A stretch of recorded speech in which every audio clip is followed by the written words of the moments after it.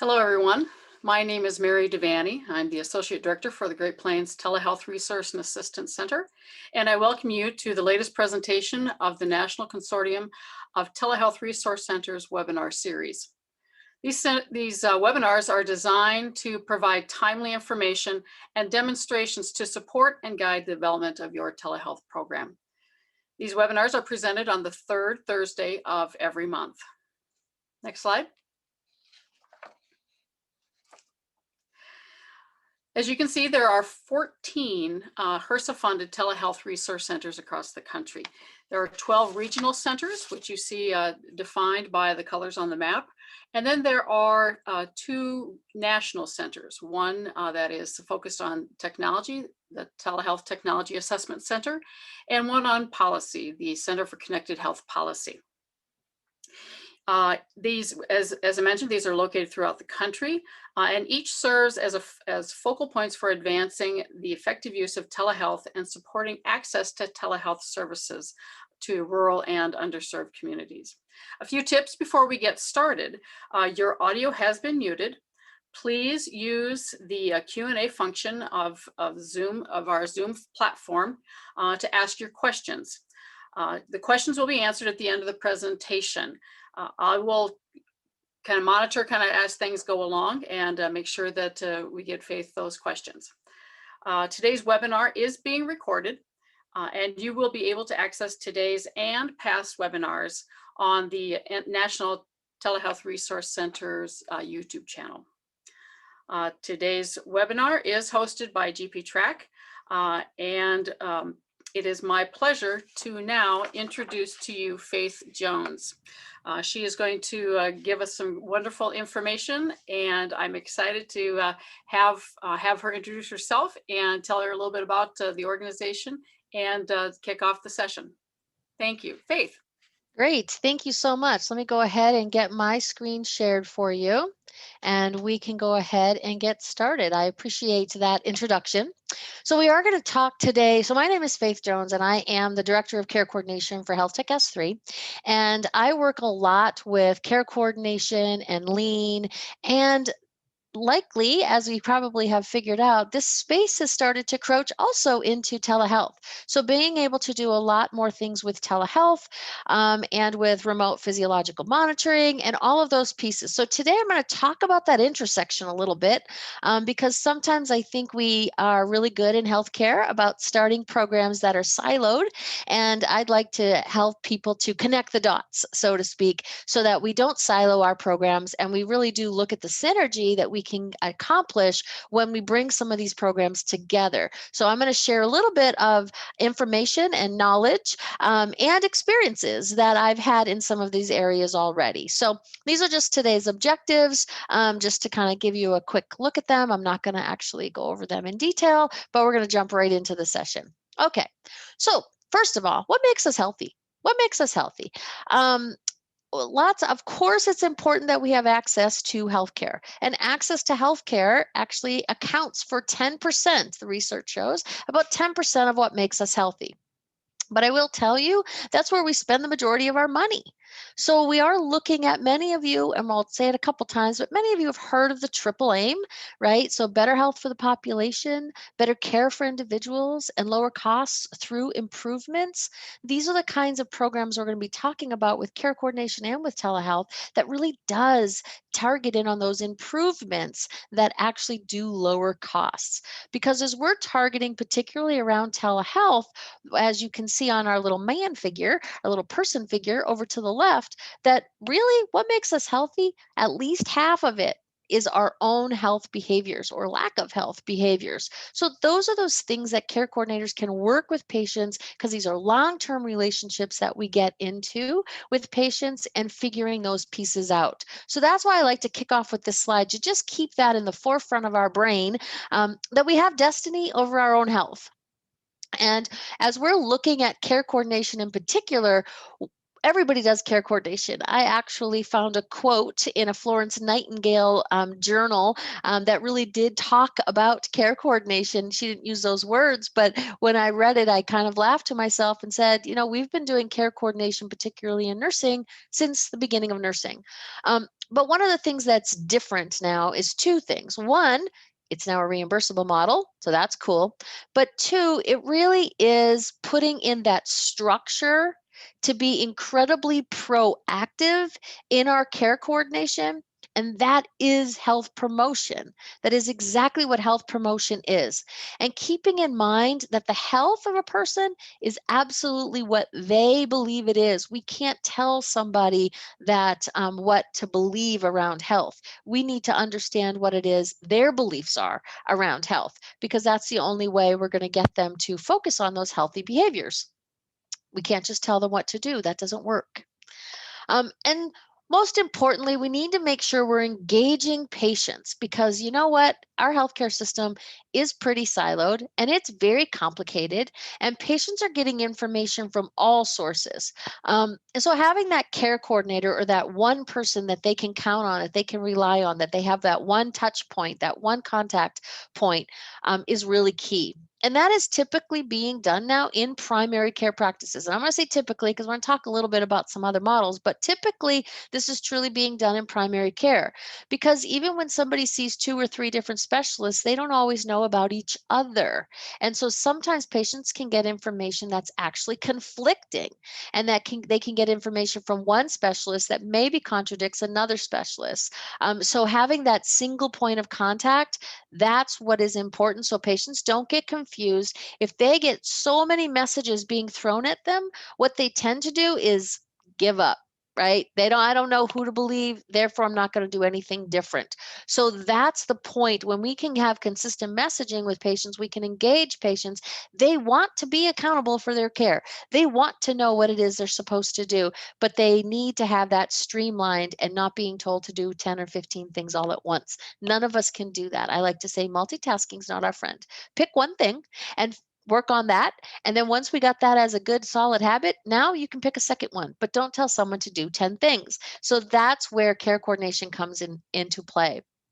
And typically, lots of people can be care coordinators, okay, but typically I do work a lot with registered nurses who are care coordinators. And why is that? Because they really do come with the skill set, the underlying knowledge to do care coordination, because it is a standard in the scopes and standards of practice for registered nurses that's published by the American Nurses Association. It is a standard of care, a standard of practice, that we actually do care coordination, and there is an outline of competencies that go around this. So these competencies you can expect every RN, every registered nurse, to have. And one of the things, I'm not going to read through all of these, but I want to point out the theme of all of these. As you can see, one, organizing a plan. Okay, organizing, that's key. We're going to talk about that in a minute. But also it's that collaborating with the consumer, with the patient, right? To help them.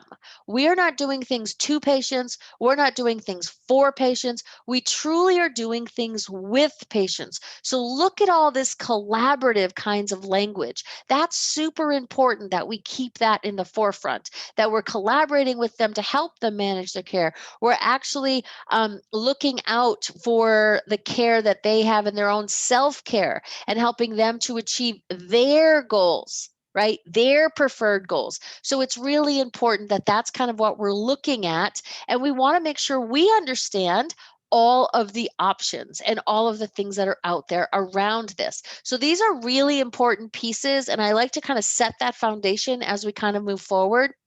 When I talk about care coordination in general, I like to talk about it as like the trifecta, right? So we have 3 different aspects to care coordination.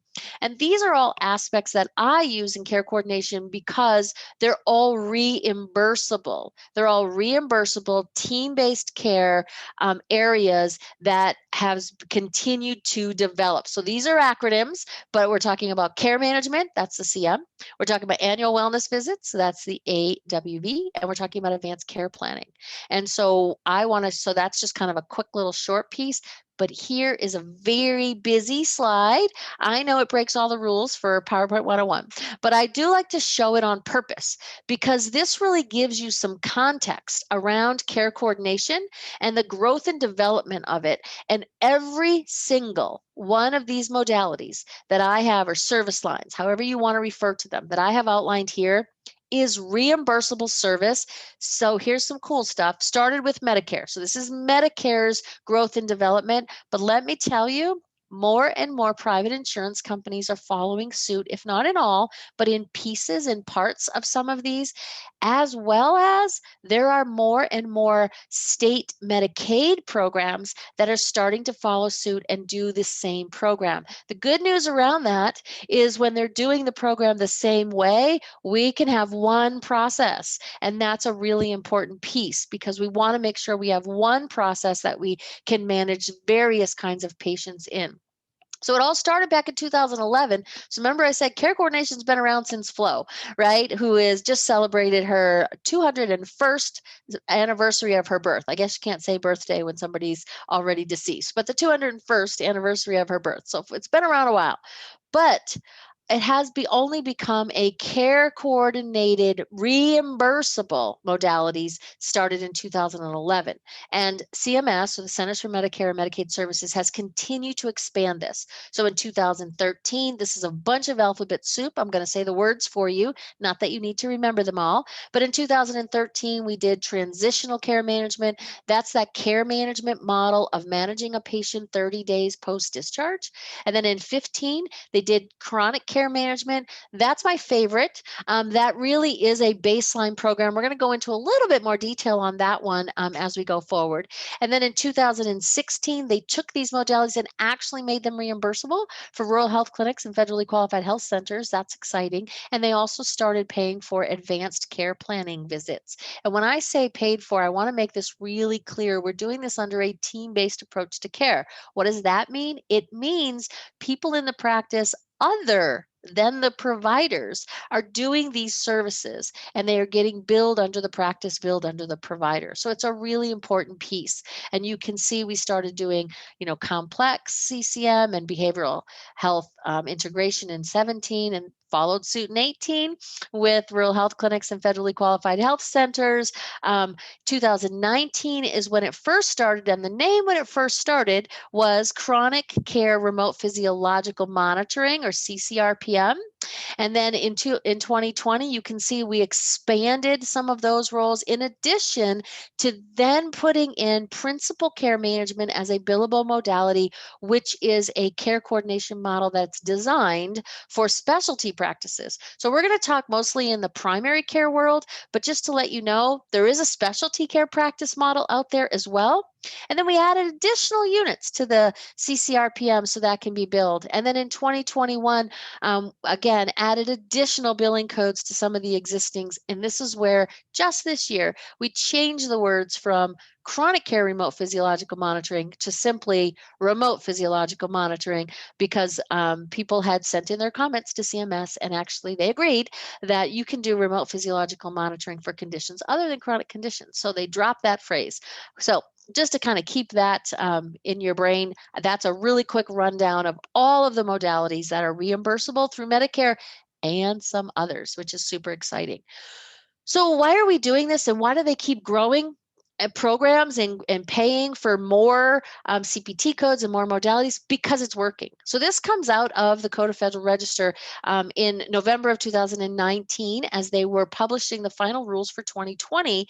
And at that time, they actually had some amount of time, right? So we talked about ACP went into effect in 2016, but TCM in 13, CCM in 15. So they had somewhere from 3 to 6 years. And they kind of looked at over that course of time, how many people, how many Medicare patients have received this combination of services, and what did it do? What were the outcomes?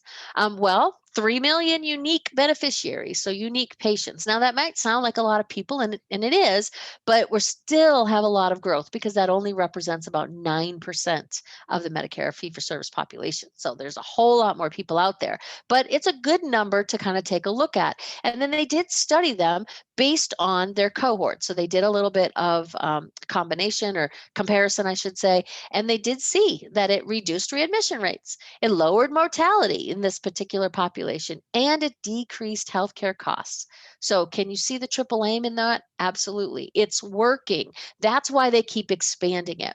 So let me tell you a little bit about what it is. And so we'll talk a little bit about chronic care management. I'm not going to go into this level of detail in all the programs, but I think it's important that we understand the structure for this particular one, because as I said, this is a really great foundational program to have in place.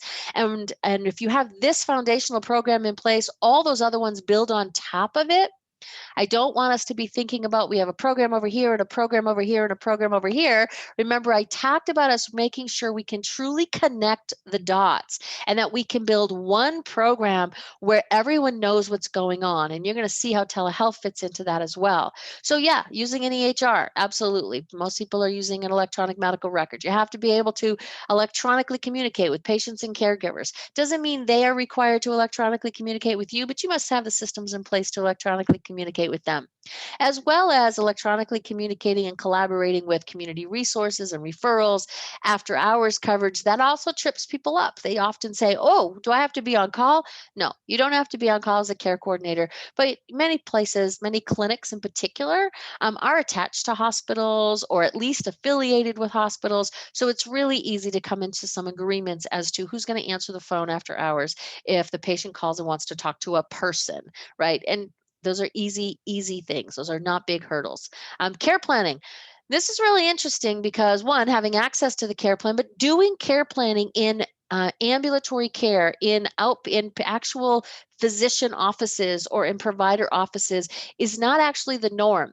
But when we do that with patients and we identify their goals and we work with them on their goals, that's how we see all of these great benefits that come along with that. So they are the primary care provider's patient. CCM is typically a primary care provider service, whereas PCM, principal care management, is a specialty. Medicare is where it started, as I said, but see my little parentheses, other insurances are also paying for it. I'm so excited about that.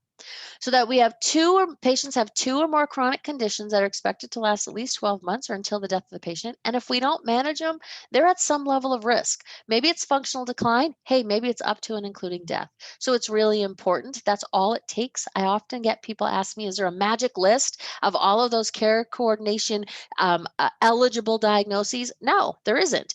This is up to the provider. Any condition that if you don't manage it, puts them at risk and is expected to last at least 12 months or until the death of the patient. So there is no magic list that's out there. So it's really exciting. It does take patient consent. I often sometimes have people saying to me like, oh, I wish we didn't have to get consent. And that always makes me go, why? Why do you not want to have to get consent? Because really, is the consent word scary? Because think of it as just patient agreement. Because I like to say you can't do care coordination for someone behind their back, right? They have to be engaged. It is all about that patient engagement that we talked about. So it's really an important piece that, hey, they have to want this service and they have to be engaged in it. And when it's presented to patients that way, they actually do quite well. CCM has to be initiated by the primary care provider. I always like to say that doesn't mean it has to be their idea. If you have a really great care coordinator in your office setting or that works with that provider directly, they can help identify the patients that would qualify. But it is important that the primary care provider does inform the patient that they truly have these chronic conditions. And then, of course, there's time tracking. We're going to talk about that more at the end, but there is time tracking because that's what makes this billable. We do this in billable months, and a month is considered qualified if you have more than 20 minutes of care coordination for that month. So I just wanted to go over that as a quick review. Some of you on this webinar might not have understood those pieces. So What's the purpose? What's the purpose of care coordination? It really is about getting organized. As I talked about in that, the picture of all the papers getting thrown at the patient really is about getting organized. And sure, care coordination, you do have to track time. And yeah, there's lots of times where you're calling patients, but it is way, way more than that. So I want to make sure that we understand that proactive approach. And how do we determine what's important? It's about what's important to the patient and what is right for this patient. Absolutely, care coordination is a patient centered. It is absolutely patient centered care. They are at the center of everything we do. And this is a definition that comes out of the Institute of Medicine, an older definition, but still tried and true definition around patient centered care. And what I like about this definition is it really talks about ensuring that the patient's values guide all clinical decisions. So, how do we ensure that the patient's values guide all clinical decisions? We have to ask them, what are their values? What's important to them? What is it that they want to be working on? And so that's the part that I think is really key. And then I have another really important piece that I like to kind of point out there is one of the research pieces has shown that care coordination really is helping to prevent burnout. And you're like, what? Yes, we all know that, particularly in our primary care providers, burnout is a huge, huge concern. And so, using the team based approach to care and actually having lots of people participate in that care and putting that together as a team, that is really an area where we can prevent burnout. So I did give you a reference to a great article here that comes from the Annals of Family Medicine that really talks about this. And again, it talks about that extending the role of nurses and other clinical staff to practice at the highest level of their training and their education. And we already know that it's a standard for registered nurses to do care coordination. Let them practice at that level and get reimbursed for it as a practice. So that's kind of what we're talking about. Okay, so what do we like to start with care coordination? We want to start with some research, right? So what's the purpose of the visit? Were they here? Review those last notes. When's the next visit scheduled? Review any of those labs, the lab reports. Hey, did we request a consult? Did they go? Did we have that report? What's going on? And so as we're getting ready to set somebody up for a particular visit, it's always a great idea to call the patient. If they're part of your care coordination program, you can track time for this, and we'll talk about time tracking here in a minute, but call the patient and ask them, what are their expectations at this appointment? Sometimes they're like, I don't know. I was just told to come back. I have no idea what they're going to do. Okay. So that we need to set the stage so that people understand what's the expectation. And if we're not providing people with some information so that they can set their own expectations and then communicate them. Because uncommunicated expectations is a really huge issue. That's where we get lots of dissatisfaction. So it's really important that we understand what the patient's expectations are of a visit, of any visit. So we need to figure that out. So when we're making these follow-up appointments and we're calling and we're figuring these pieces out and we understand what's the plan? What's the plan of that appointment? This is where a care coordinator can have that very first, could this appointment be an appointment we do by telehealth? Based on what we're going to be doing at the appointment, what the patient's expectations of that appointment, this might be a really great appointment to start with telehealth. As we know, telehealth has gained lots of attention and lots of people like it but in some ways they were forced to have a telehealth visit or no visit during the pandemic, but we can capitalize on that in some ways. We can really kind of optimize that. And in the future, maybe somebody hasn't had a telehealth visit yet. This is a great way for us to start introducing telehealth visits and working with patients. Our care coordinators have relationships with these patients. If you have a care coordination program in place in your clinic, this is how you can start kind of going down that road. So maybe you've identified that this particular visit, hey, this would be a great visit for us to do by telehealth, Mrs. Jones. Could we set this visit up as a telehealth visit versus having you have to come into the clinic or drive an hour, or you've got to know about your patients? And so all of these kinds of things. And that may be great. So let's assume that your patient has said, yes, we want a telehealth visit, and that's great. So we're going to be talking a little bit about technology. So right now we're going to be a little bit under the premise that we're doing these telehealth visits with the patient at home, the originating site being the patient's home. So keep this in mind that during the pandemic, that is an absolutely approved originating site is for the patient to be at home.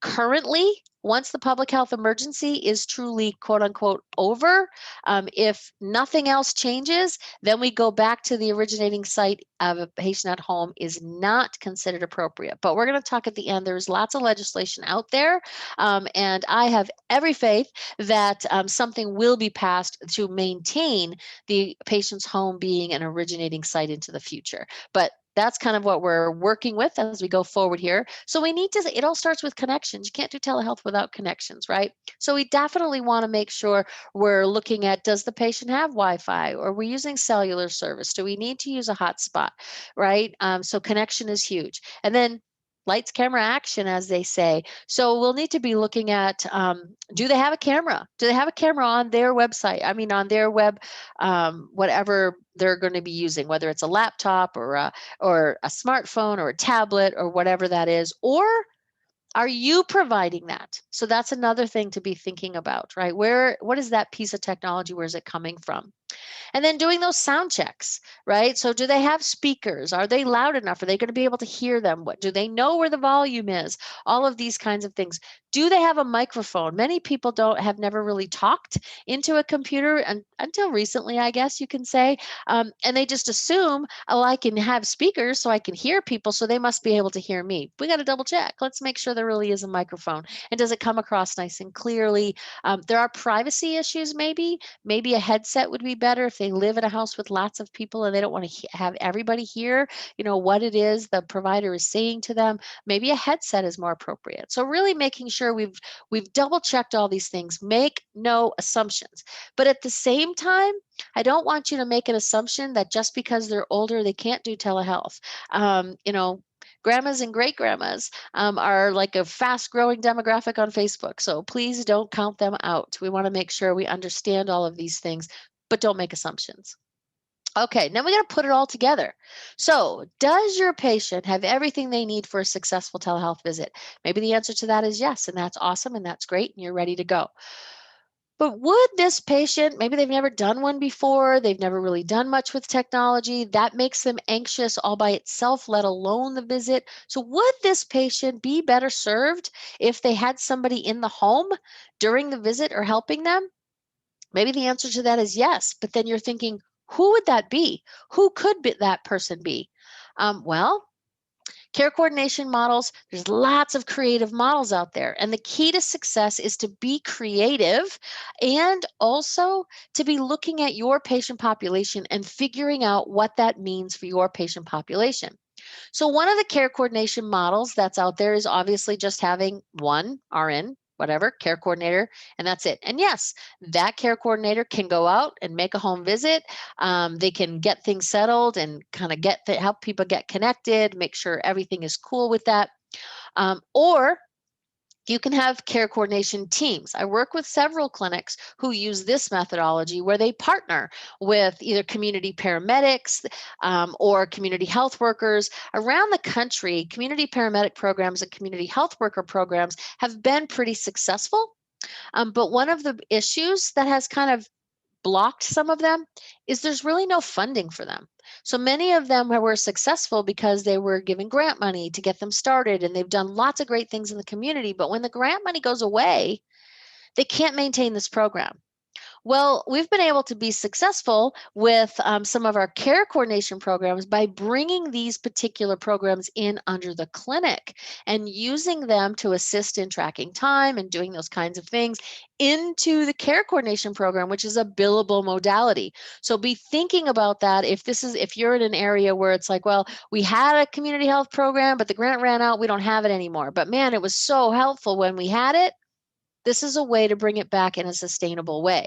So be thinking about those pieces. Maybe it's a partnership, maybe they're doing that on their own and they're kind of having that happen.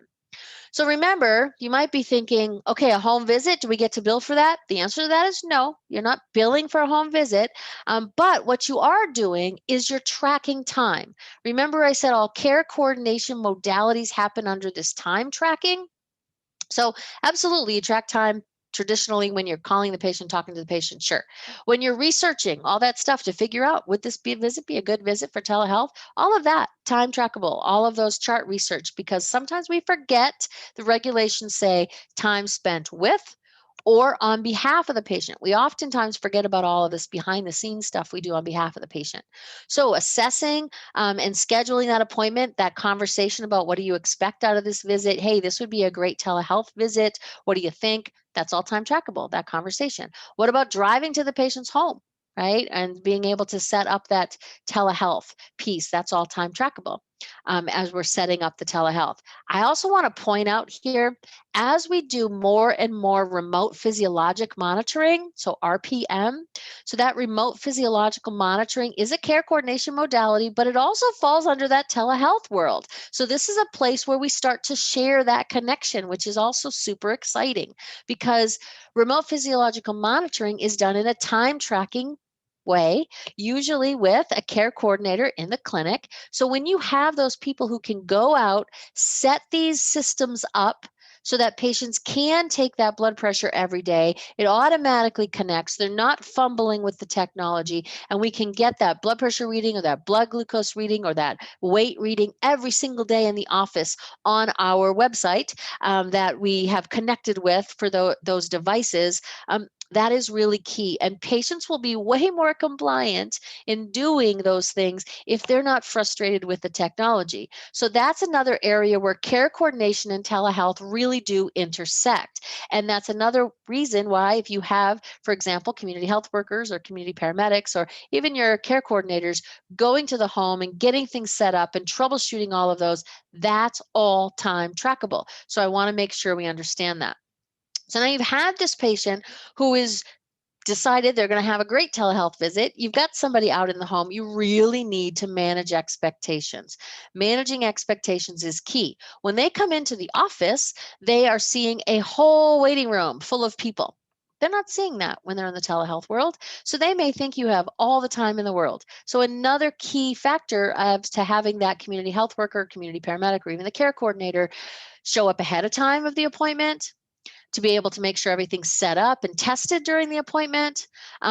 Being there during that appointment is also helpful. Maybe they're a part of the appointment and they're listening. Maybe they're not. Maybe they're just there for tech support.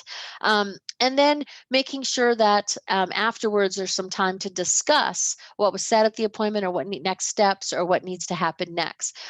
Because if you don't do that, we don't keep them on track, you're going to mess up, quite frankly, the schedule that is back at the office. And it's really important that we treat the telehealth visit just like we treat the in-person visit. So it needs to be managed on that provider's schedule. So it's important that you making sure that, hey, maybe you have somebody back at the office that you could text to say, we're set, we're ready, are you on time, what time are you logging in, those kinds of things, so that you have those pieces that are ready to go, giving you information. When you're in the office, you just look around and you know whether or not the provider is on time. You know whether or not, there's something crazy going on. You don't know that, right? So you want to make sure you have that connection when you're out in the home, so that you can keep that going with that patient. And so making sure, because if we can make sure we keep things on track for patients, and we meet patients and we meet providers' expectations and their satisfaction with the system as that goes up, we are getting rid of those frustrations and those inefficiencies with the technology or any of those pieces. As those decrease, we truly have a telehealth visit that looks exactly like it would have looked when they were in the office. So that's really our key. We really want to make sure we're doing the best piece. So you might be thinking to yourself, man, who has time for all this? Well, that's why care coordinators in practices, this isn't another duty as assigned. They're actually hired Care coordinator. This is their job. They actually have the time to plan. They're tracking all that time. That's how it gets reimbursed. That's a really big deal. So it is an important piece to make sure that as you're doing care coordination, particularly as you're bringing in telehealth and you're making those kind of work together, that we have this particular person who it is their job to make sure this happens. So I'm going to run through right now a couple of, pretty quickly. I'm not going to go through them in detail, but some of the reimbursement models. So this is for 2021. These are the national averages, the fee schedule that anybody can go and pull them down yourself. You can go and look at them. And this is what Medicare is reimbursing. Now, as we all know, Medicare sets that reimbursement average, and then there's up and down on that based on things in your region, right? So keeping that in mind. But with these CPT codes, we talk about care coordination, number one, being the annual wellness visit, which is that health promotion visit. So your care coordinator can do that. And guess what? This has always been a telehealth service. Since it started being a service, pretty much it got put on the telehealth service approved list pretty quickly, like within a year, maybe two at the most. Advanced care planning definitely got put on that list within a year. So these are telehealth services that once you get your patients set up and doing well with technology, maybe you don't have to go to the home anymore. And maybe they're so good at it, they're like, yep, I'm going to do this by telehealth. And so you could be in the office, they could be at home. Life would be great to do these two services. And you can see those reimbursements are really good in those areas. And then CCM, or chronic care management. That's the one we've been talking about kind of in detail, as I like to talk about as that foundational kind of program. This is where you're tracking time, and you can have those partners tracking time with you, working with all of those pieces. So for the first 20 minutes, it's reimbursed at $38.89 for the month. So you don't bill it out in 20-minute segments. You wait till the end of the month and you say, how much time did I spend? And then you get to bill that. Now, if you spent 40 minutes, you get to bill one of the 38.89s, and then you get to bill one of the 35.65s. But if you spent an hour, you can do one and then two. But it doesn't matter if you spent more time than that on general care coordination, there is a max. That's all you're allowed to bill for.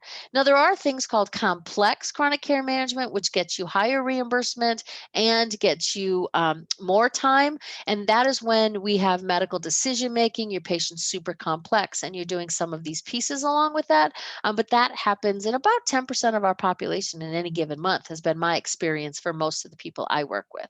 So you can see there's some reimbursement there. And you might be thinking, wow, that's a lot of work for 38 bucks.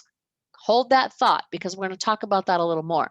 So I know we didn't talk about behavioral health, but these are also the same kinds of modalities. I just wanted to show you this. And if patients meet these criteria, they can have all of these service lines. They can have one or two or three or whatever that is. We did talk about the remote physiologic monitoring, however, and notice this is also a care coordinated modality, but it uses technology, which makes it cross that bridge between telehealth and care coordination. And so if you can't double dip, you can only count your minutes in one place or the other, but you can have a CCM patient that you're doing major, care coordination on, and you're like, we'd be really well served if we could really monitor your blood pressure, for example, or your weight, for example, for a few months. And so you get them set up on remote physiological monitoring. These are other care modalities that go with that. They likely aren't going to be on remote physiological monitoring for life, but our goal really is that they are in CCM for life. So you can see how that we can kind of go back and forth and utilize our services along these areas. And so you can see that 20 minutes or more, the reimbursement for that, and then the additional 20 minutes, there's reimbursement for that. The setup and the education, there's reimbursement for that. And then you can also get reimbursed for every month that they are using your device. Here's the caveat: provided they use the device for at least 16 days in that month. And why is that important? Because sometimes people forget. That's why putting it in that care coordination model and making sure they're not frustrated with the technology, and that you've had people out there and troubleshooting and making sure that the equipment works and took away all those frustrations, that's when you're going to get compliance. Because if they only took their blood pressure 12 times or 14 times, then you can't bill for the device. Even though the device was in their house the entire time, it's 16 days or more for chronic conditions. Okay, so then of course, looking at If you are a rural health clinics, it's all the same processes, but you do get reimbursed differently and you have different codes. So I just wanted to throw those out there. Okay. So putting that together, remember I started with this trifecta, so to speak. So putting this together, if we're looking at doing an annual wellness visit on someone once a year, spending 30 minutes once a year on advanced care planning, which oftentimes it's more than that, but I'm just kind of ballparking it. And they're in just a CCM program. We haven't even introduced any of the other programs, just CCM for the most part. And we're doing that billing over 12 months. Some of those months, they may be complex, about 10% of the time. They may have additional factors other times. So that's kind of how I come up with about $600 is what that one patient brings to your practice over the course of a year. So again, you might be thinking $600 over the course of a year, is that even worth it? Well, let me tell you when it becomes worth it.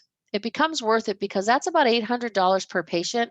And we have found from the productivity side of the world, using an RN community health worker combo, easily, you can manage 300 patients. That brings in $244,000 to your practice. Okay. So now we talk about, is it worth it? Absolutely, it's worth it. I sometimes have people say to me, I can't afford to hire an RN in my practice. Well, you saw that arrow in the beginning and you saw how many programs just keep adding and adding and adding and adding and growing in the health promotion world. That's where it's going. So add on top of that the telehealth components and all of those resources. I'm here to tell you, you can't afford not to hire a care coordinator. And you really do want to make sure you're finding one who has some savvy in the tech world, because it is going to be the wave of the future and it is already here. The future is now. So that is exactly where we're going as we move forward now. So I just wanted to remember at the very beginning, I talked a little bit about the fact that we had legislation that's out there. There's a few pieces of legislation that's out there. I'm highlighting this piece of legislation just to have you be aware of it. I don't know if any of you follow legislation closely. I do. It's kind of my world. I do a lot of these pieces. So this is a great site. Maybe you know about it already. Maybe you don't. But it's just congress.gov. And I put the actual link here at the bottom of these slides, which, yes, you will have access to the slides. That's always a question we get. And so I picked this one out, and it is the Connect for Health Act of 2021. And of course, Connect is an acronym, which, don't you love that? So it is that entire piece where we talk about connecting people and using technology. Actually, the T stands for technology in this, and not for telehealth, believe it or not. So it is a broader bill. But in this bill, you can look it up for yourself. You can read all the language that's in there. It has garnered quite a bit of bipartisan support, which is another reason why I highlighted this particular bill. You can see if when you go online, how many Republicans have co-sponsored it, how many Democrats have co-sponsored it. So it's pretty straight across the board so far. They're getting more and more co-sponsors. So it has been introduced. It hasn't gone further than that yet, but it's looking like it's something that would be going forward. And in it, three main things that are part of this particular piece of legislation, and that is having the home of the patient be an originating site. That's key for us. For those of you who are on from a rural health clinic or an FQHC, as you know, during the pandemic or the PHE, public health emergency, you are allowed to be a distance site provider, meaning you can do telehealth from your office with the patient at home. This actually solidifies that. This piece of legislation actually solidifies that into the future, even after the PHE, which is going to be super helpful, particularly in our rural communities. I personally live in a rural community, so super helpful in our rural communities as well. And then the third piece is it takes away those the geographic restrictions. And so it does lots of other pieces, but those are the three pieces that, from a care coordination and telehealth synergy and bringing these pieces together, those are going to be key areas for us as we move forward. So I wanted to share this piece of legislation with you just so that you knew it was out there, just to be informed, so that you know it's out there so you can see other pieces. Now, I've heard of other pieces of legislation that other people are looking at doing and moving forward. So, but this is the one that I think so far, from what I could research, was the furthest down the path. Let's put it that way. So I just wanted to share that with you as well. Okay, so this is me. And so again, there's my phone number, cell phone. It's a cell phone, so you can call or text. Leave a message if you do call, because I don't always have time to answer at the moment. And sometimes if I don't know the number, I'll let it go to voicemail first. I know you probably all do that too, because I don't need any more warranty information. I don't know about you. So that's just one of the things that's out there. This is also my email address, faith.jones@healthtechs3.com. And so if you have any questions about care coordination in general, or about how you can implement telehealth into your care coordination, by all means, I'm here to help in any way that I can. I'd love to reach out to you. I have been in this world for quite some time. So with that, I'm going to stop sharing my slides and we can move to any questions. Yes, and there are a couple of questions that have come across, Faith. First of all, thank you. Wonderful presentation. Very engaging, and I appreciate all the knowledge that you share. I love I appreciate the idea of being creative and understanding that it may take a little bit of a different thought, different mindset than what we maybe have had in the past. So, so the first question is, are there restrictions on eligible providers to be able to bill for these services? There, I think I know the answer to this question. I mean, I think I know the question. So the restriction on eligible providers, yes. So the restriction is you must actually be somebody who can bill Medicare in an office setting. So we're talking about physicians. So this is the part of the physician fee schedule. Okay, so keep that in mind, the physician fee schedule. So these aren't hospitals. Okay, so we're not in an inpatient setting. We're not even in an outpatient setting of a hospital. We really are mostly focusing in that clinic setting. Okay, so we're talking about physicians, nurse practitioners, clinical nurse specialists, certified nurse midwives, and PAs. Those are kind of the main billing specialists. So I actually had somebody ask me whether or not a podiatrist could do this under PCM. And what a great question, because how incredibly helpful would that be for some? But the answer right now is no, because podiatrists do not fall into those categories of being a physician. And so remember, these are all services that typically an RN is doing in the clinic, but the RN, it doesn't get billed under the RN, it gets billed under the primary care provider of that patient. So that's why that general supervision, yes, they need to tell the patient, they need to do those kinds of things. And I just saw occupational therapists and physical therapists, not for, now you guys can bill for telehealth at the moment, as you know, but not for chronic care management. Chronic care management is really, or even any of the principal care management, is really that provider modality, because you really are looking at all of the medical care for that patient and figuring that out and bringing all those pieces together. But hopefully a good care coordinator would know that you, as a physical therapist or occupational therapist, do telehealth and could engage you in a telehealth visit where they were, from the primary care side, actually set it up. So it's a great partnership and lots of ways to be creative, but care coordination is not billable to people outside of providers. And I think that this kind of stays with the same thing. Can an LPN serve as a care coordinator in an office and be billable? So yes, so an LPN can serve as a care coordinator in an office, but here's where you need to be careful. You need to be looking at your scope of practice in your state. In many states, not all, so that's where you need to look. In many states, LPNs are not allowed to initiate a plan of care. And to be a CCM, to do CCM, it is important you initiate that plan of care with the patient. That's really important. What's the patient's goals? What does that care plan look like? So if in your state, your scope of practice says you can contribute to the plan of care, you can gather information for the plan of care, but you may not independently create a plan of care, then you are going to need to have an RN or the provider create that plan of care. And then can you manage the stuff after that? Absolutely. But do not work outside of your scope of practice. And the care planning piece is the piece that gets a lot of LPNs a little stuck. So but you can do it. Be creative. You can do it. You can find other people to help you with that, actually developing the plan of care with the patient. And then, yes, you can absolutely contribute and do some of that care coordination. Hopefully that is helpful. Great, great.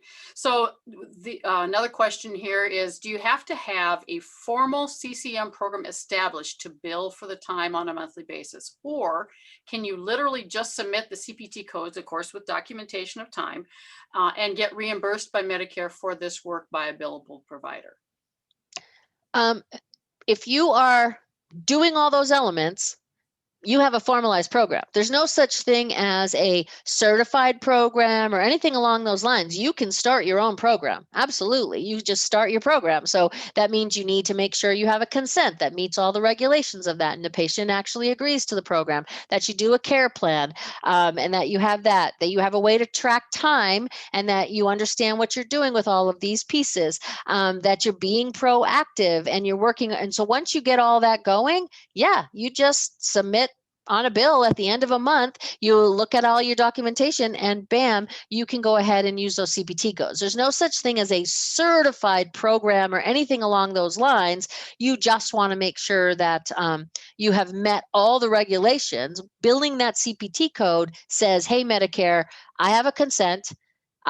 The patient is an established patient of ours, right? That this provider is seeing this patient. It's an established patient. I've spent the time. I have a care plan, and the patient has a copy of their care plan, and this is what we're doing. I have a way to electronically communicate with patients if they choose to. I have a way to electronically communicate with care coordinators, with community resources if they choose to. So when you use that CPT code, you are committing that, yes, I meet all those elements, and that's all it takes.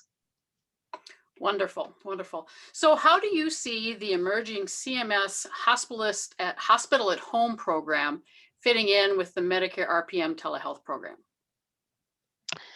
I actually have only read the cursory stuff around that. So I'm not probably very good at being able to answer that, but let me tell you one piece that I can answer is anything you're doing with Medicare, if Medicare believes, if they are, and they believe that they are paying for a block of time, then you can't track time during that same time. Okay, I know that probably sounded confusing. So for example, if you do have a CCM program in your office and the patient comes in for an office visit, okay, during the time of that office visit, you're billing for the office visit. So you can't track time as care coordination because you're not doing care coordination, you're providing an office visit.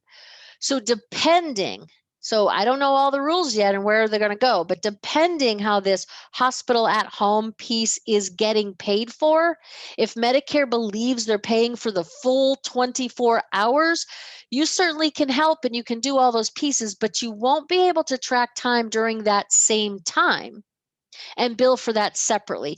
Just like even if you have a CCM patient in your practice, they get hospitalized. Sure, you can check on them while they're in the hospital, but you can't track time while they're hospitalized because Medicare's paying for 24 hours of that time. So it's really going to have to be a wait and see in my mind until these regulations are finalized and we determine, and Medicare says out loud, we're paying for this service for this patient to be at home. We believe we're paying for a 24-hour service. So if they're paying for a 24-hour service, you won't be able to track time. So that's all I know right now. I don't know all the details about it, but that's what we'll have to be watching for in our regulations. Wonderful. So I think this is something I think you mentioned earlier on, and I think somebody just is looking for some clarification. What is a green belt in healthcare? Oh, yeah. So that is lean. So I do lean training and I teach lean, and lean is a improvement methodology for quality improvement. And there are white belts, yellow belts, green belts, and black belts in lean. And it really goes along with being a novice. Novice is your white belt, yellow belt is a competent in lean, green belt is proficient, and black belt is an expert. So I have not finished all of my work yet to be a black belt, although I'm in the process and I probably will have that done soon. But I am a green belt, meaning I am proficient and I can teach lean trainings. So yeah, great question. Thanks.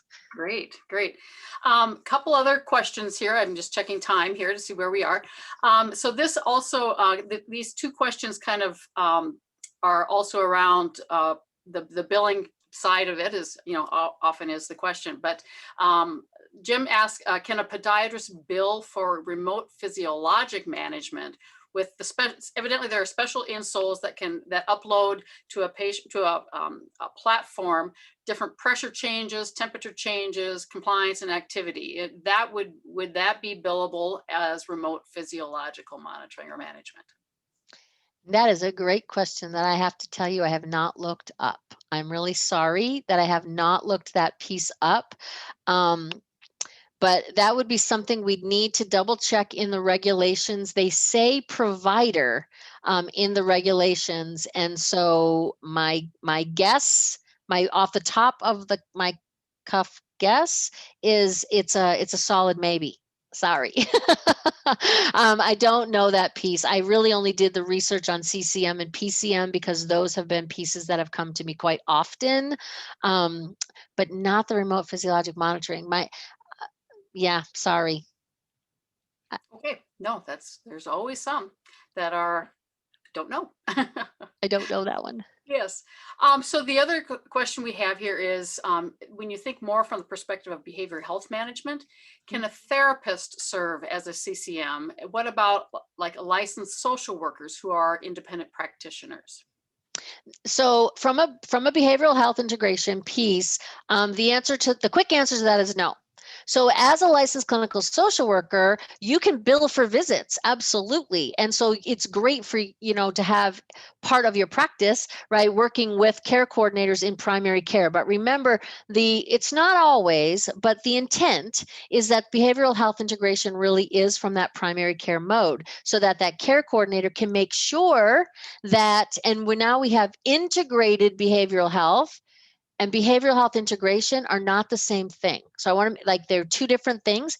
Integrated behavioral health is where you have your licensed clinical social workers, your clinical psychologists in the actual practice of a primary care practice, which is, of course, where would be perfect in all worlds. And we're not all that lucky to have those kinds of resources. But when you have that, it's your primary care is billing the BHI care coordination. And that care coordinator then is working with the licensed clinical social worker to make sure the patient gets to their appointment, is following up and following through and doing time tracking. But when they come to the appointment, you get to bill for the appointment. So the good news about working with a care coordinator as a licensed clinical social worker, I know many LCSWs tend to do all their own, double checking. Are you coming to your appointment? What's happened, right? To keep people on track. You can give all that then to a care coordinator in the primary care practice to say, keep this person on track for me, and you can spend your time doing more and more billable visits. So that's the win for you, but you can't bill under your number. You can't bill BHI, the 99484, which is the CPT code for that. Great, thank you. Well, it looks like we've covered all of the questions, and we are at that time to wrap up. Faith, thank you so very, very much for your information today. I think we are going to see more and more of this integration and synergy around telehealth, and CCM. I think it's just going to be continued to grow and grow as a component of what we do. So thank you for sharing your knowledge and your experience with that. Just a reminder that our next webinar series is going to be on July 15th. And it's going to be hosted by the California Telehealth Resource Center. So the topic will be shared here shortly. You'll be getting additional information coming up. But just know that it is coming, and we are glad that you join us. Next slide. And also, please, this is really important for us. Your opinion about this webinar and the webinar series in general is really important to us. So please take a few minutes. And that's all it would take, is just a couple minutes to give your evaluation, to share your comments on the webinar. It's extremely helpful to us, and we do greatly appreciate that. Next slide. And that is the end of the slides. So thank you all for coming today.